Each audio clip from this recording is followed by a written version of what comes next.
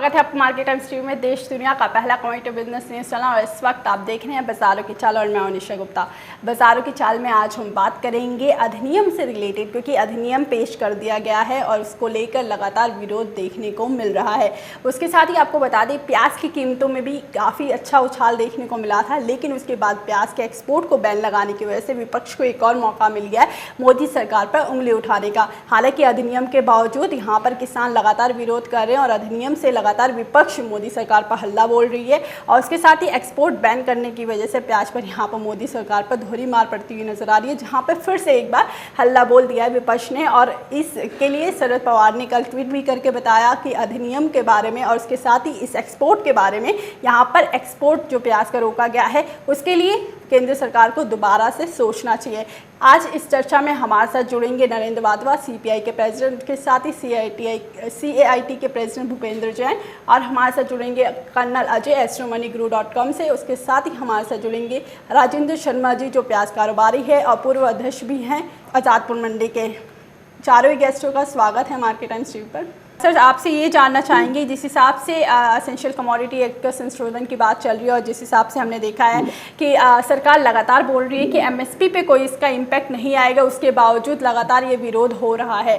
अब इस पर आपकी क्या राय है, आपका फर्स्ट रिएक्शन क्या है, क्योंकि ये बिल को मंजूरी मिल चुकी है, संशोधन बिल को, और आपके फर्स्ट रिएक्शन क्या रहेगा इस पर, क्योंकि सरकार जब MSP के तहत देने की बात करी उसके बावजूद किसान विरोध क्यों कर रहे हैं? मेरा इसमें ये कहना है कि किसान का और राज्य सरकारों का ये मामला है जी। केंद्र सरकार ने कानून बनाते समय ये छोड़ दिया है कि राज्य सरकारें चाहें तो उसे लागू करें और चाहें तो लागू नहीं करें। तो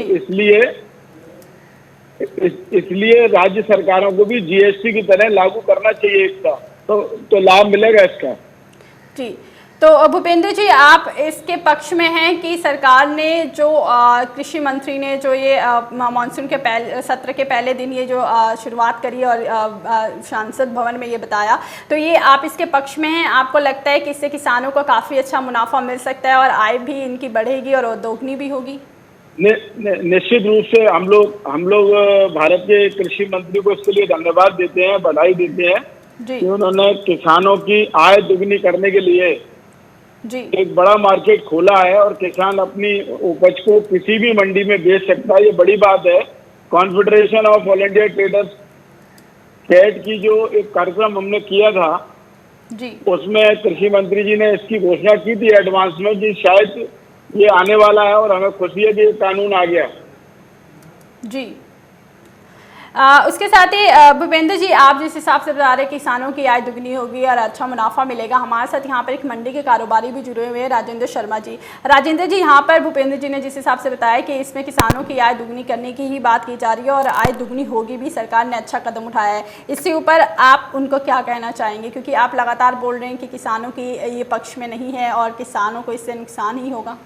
भूपेंद्र जी, इस पर आप क्या कहेंगे, क्योंकि जी जिस हिसाब से राजेंद्र जी बता रहे भूपेंद्र जी, क्योंकि राजेंद्र जी डायरेक्ट यही बता रहे हैं कि इससे कोई लाभ नहीं होगा और ना किसानों को होगा, इससे फ़ायदा कहीं नहीं दिख रहा है। तो आपको क्या लगता है, क्योंकि एक तरफ तो सरकार बता रही है किसानों की आय को दुगनी भी करना है हमको, और दूसरी तरफ यहाँ पर अगर हम प्याज की बात करते हैं जहाँ पर अब अच्छा मूल्य मिलना शुरू हुआ था किसानों को, क्योंकि यही किसान है जिन्होंने प्याज के भाव को 5 रुपये प्रति किलो में भी बेचा है और अब जाके उनको 20 से 25 रुपये भाव मिल रहे थे। तो किसानों ने सरकार ने एक्सपोर्ट बंद कर दिया, उसके साथ ही आयात भी करा रही है प्याज का, तो ये किसानों पे तो दोहरी मार पड़ती हुई नजर आ रही है, क्योंकि आप एक तरफ अच्छे इनकम की बात कर रहे हो और दूसरा उनके आयात और निर्यात करके ये भी रोक रहे हो।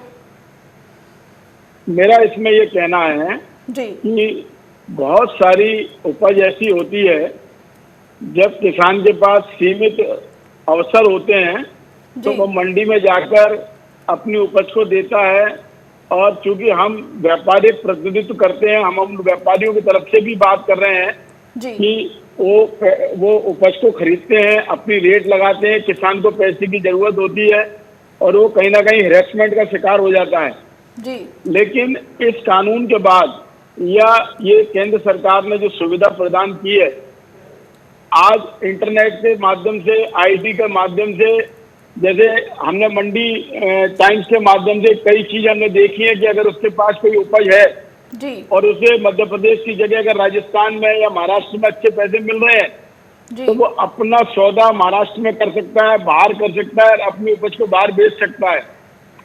ये सुविधा मिली है, मैं समझता हूँ ये लाभदायक है। और जो भविष्य अब आगे आएगा उसमें इससे किसानों को लाभ मिलेगा। जी।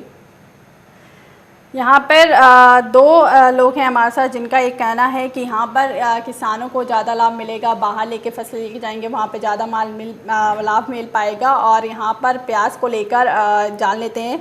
भूपेंद्र जी, प्याज के एक्सपोर्ट पर बैन लगा दिया गया है, उसके साथ ही विपक्ष सरकार बोल रही है कि इस पर पुनर्विचार करने की ज़रूरत है। और हमारे साथ जो कारोबारी जुड़े हैं प्याज को लेकर, उनका भी यही मानना है कि सरकार को पुनर्विचार करना पड़ेगा एक्सपोर्ट के ऊपर। इसमें आपका क्या टिप्पणी है, आपकी तरफ से क्या लगता है, क्या पर पुनर्विचार करने की सरकार को ज़रूरत है ताकि किसानों का भाव थोड़ा अच्छा मिल पाए? क्योंकि अगर एक्सपोर्ट बंद हो जाता है और उसके साथ ही आयात किया जाता है तो यहाँ पर किसानों के ऊपर काफ़ी मुश्किलें आ सकती हैं, उनका लागत भी नहीं निकल पाएगा। तो पुनर्विचार करे सरकार। भूपेंद्र जी, मेरा इसमें ये कहना है जी कि कोई भी चीज आयात और निर्यात की जो वर्तमान में है, प्याज एक ऐसा मुद्दा है जिस पर सरकारें बनी है, सरकारें गिनी है, राजनीति हुई है, क्योंकि आम आदमी के जीवन में खाने की चीज प्याज जीवन से जुड़ी है। जी। जब ये महसूस किया गया कि प्याज की आवश्यकता है, प्याज महंगी हो रही है और इस महंगाई के कारण हम अगर इसको एक्सपोर्ट कर देंगे तो यहाँ की उत्पादक यहाँ की आवश्यकता कैसे पूरी होगी? अगर हमारे पास उत्पादन अच्छा है तो निश्चित रूप से उत्पादन हमारे भारतीय आवश्यकता को पूरा करने के बाद हमें निर्यात खोलना चाहिए और सरकार को इस पर ध्यान देना चाहिए। लेकिन कई जगह ऐसी है, चाहे वो कृषि के क्षेत्र में हो या अन्य क्षेत्रों में, जब हम देखते हैं कि कोई इंपोर्ट करने के कारण हमारी अपनी उत्पादक क्षमता गिरती है, हमारे रेट डाउन होते हैं, तो हम लोग चाहते हैं कि उस पर टैक्स बढ़ा दिया जाए। अगरबत्ती है, अगरबत्ती की स्टिक पर अभी जितनी तरीके से टैक्स बढ़ाया गया, क्योंकि हम अपना घरेलू उत्पाद को बढ़ाना चाहते हैं, हम यहाँ के बांस के उद्योग को बढ़ाना चाहते हैं, तो ये सब चीजें तो मांग और पूर्ति पर निर्भर करती हैं। अगर हमारे पास प्याज का प्रोडक्शन अच्छा है जो हमारी मांग को पूरी कर रहा है तो निश्चित रूप से उसके बाद हमें एक्सपोर्ट करना चाहिए। लेकिन जब हमारी मांग भारत की पूरी नहीं हो रही, ऐसी स्थिति में अगर निर्यात बंद हो रही है तो मैं समझता हूँ कोई बड़ी बात नहीं है। तो जी, आपने यहाँ पे बताया जिस हिसाब से कि अगर सरकार यहाँ पर एक्सपोर्ट बंद इसलिए कर रही है क्योंकि यहाँ पर अपनी ही देश की खपत नहीं हो पा रही है, इसलिए एक्सपोर्ट बंद किया जा रहा है। लेकिन इसके साथ निर्यात करने का आपको लगता है कि क्योंकि निर्यात तो रोक दिया लेकिन आयात भी कर रही है सरकार, तो यहाँ तो किसान ऑलरेडी बोल रहे हैं कि उनके पास माल है, भाव भी अच्छा मिल रहा है, तो आयात करने की क्या ज़रूरत है सरकार को इस वक्त प्याज की? भूपेंद्र जी।